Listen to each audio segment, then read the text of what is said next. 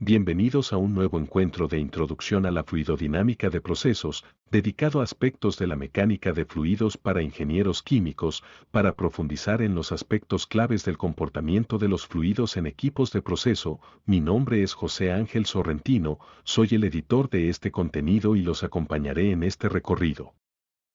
El aspecto que veremos en esta oportunidad corresponde al tema estática de fluidos, y en particular, estudiaremos los contenidos asociados a una introducción a esta parte de la fluidodinámica. Muchos problemas de ingeniería química dependen de alguna manera de lo que le pasa a un fluido en reposo.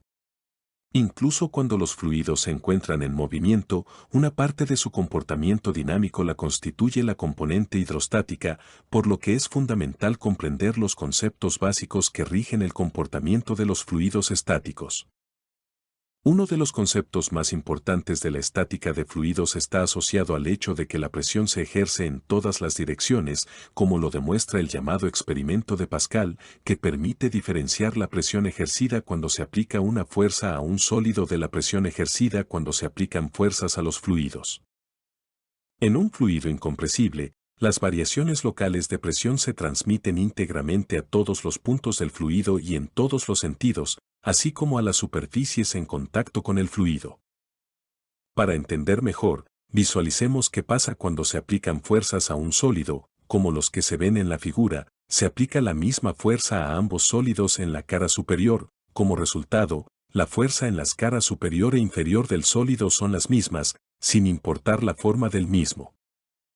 Claro que la presión ejercida en cada superficie es distinta, porque el valor numérico de la presión es la fuerza dividida por la superficie. Suponiendo que en el tope las superficies son iguales, las presiones en uno son iguales, para A y para B. Como la superficie en 2 es mayor para el sólido A, la presión en 2 es mayor para el sólido B. En el sólido C, las presiones son iguales porque las superficies amarillas son iguales.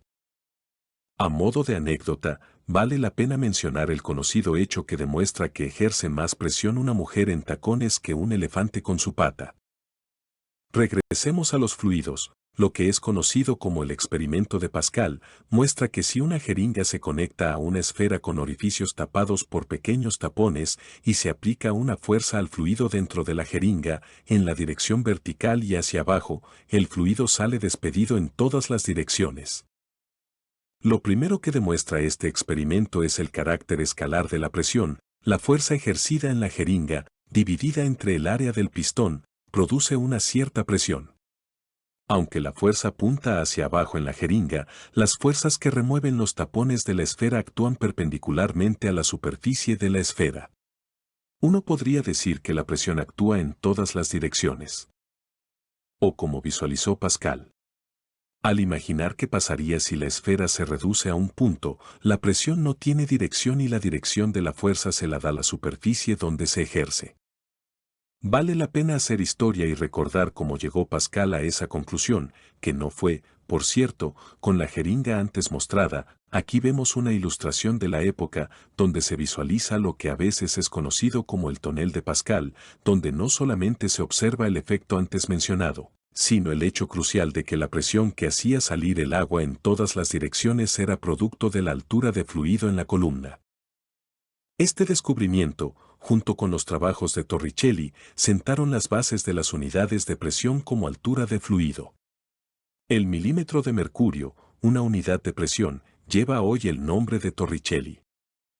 Aparece entonces una forma de definir unidades de presión distinta a la que proviene del tratamiento puramente mecánico de la presión, que le da dimensión de fuerza sobre área, con unidades como el pascal o el PSI, son las unidades de presión expresada como altura de fluido, es decir, si se conoce la densidad del fluido, la presión puede expresarse como la altura de la columna de ese fluido que ejerce esa presión.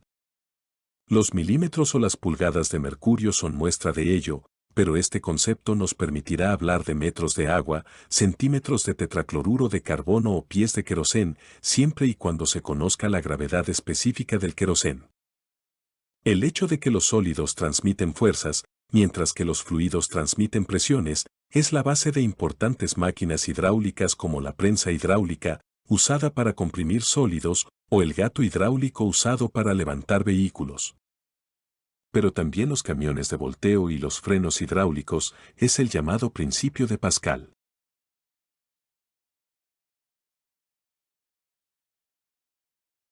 Poniendo en un contexto que permita cálculos, la fuerza de presión ejercida sobre un fluido estático es proporcional al área y actúa en la dirección contraria al vector superficie, que por convención se define como apuntando hacia afuera. Recordando los conceptos asociados a esfuerzos, la presión es un esfuerzo normal, si recordamos además que una fuerza de superficie es el producto del tensor esfuerzo por el vector área, tenemos que concluir que la presión es un tensor. Pero no acabamos de ver que la presión es un escalar. Efectivamente, tienes razón, debemos hacer que todo coincida. Para poder usar la definición de la fuerza de superficie en base tensorial, diremos que el tensor presión se forma por el producto del escalar presión por el tensor unitario, que es un tensor cuyos únicos componentes no nulos están en la diagonal y valen todos 1. El postulado de Pascal puede ser deducido formalmente a partir del balance de fuerzas en un elemento de fluido, un prisma de profundidad B en este caso, en reposo, asumiendo inicialmente que las tres presiones, Px, Pz y Pm, son distintas, la cara S del prisma forma un ángulo θ con la horizontal. Haciendo un balance de fuerzas en el prisma y concentrándonos en los ejes X y Z, por estar el fluido en reposo, según la primera ley de Newton, la suma de fuerzas sobre el cuerpo es 0. Es decir, que las fuerzas en la dirección X suman 0, como también las fuerzas en la dirección Z. Comencemos con el balance en la dirección X, donde el peso no afecta. La presión en la cara B delta Z, es decir Px, multiplicada por el área, es la fuerza de presión en esa cara, mientras que la componente X de la fuerza en la cara B delta S es Pn por B por delta S por el seno de θ. Por geometría, delta S seno de θ es igual a delta Z, se llega entonces a que Px es igual a Pn. Hagamos algo análogo en el eje Z.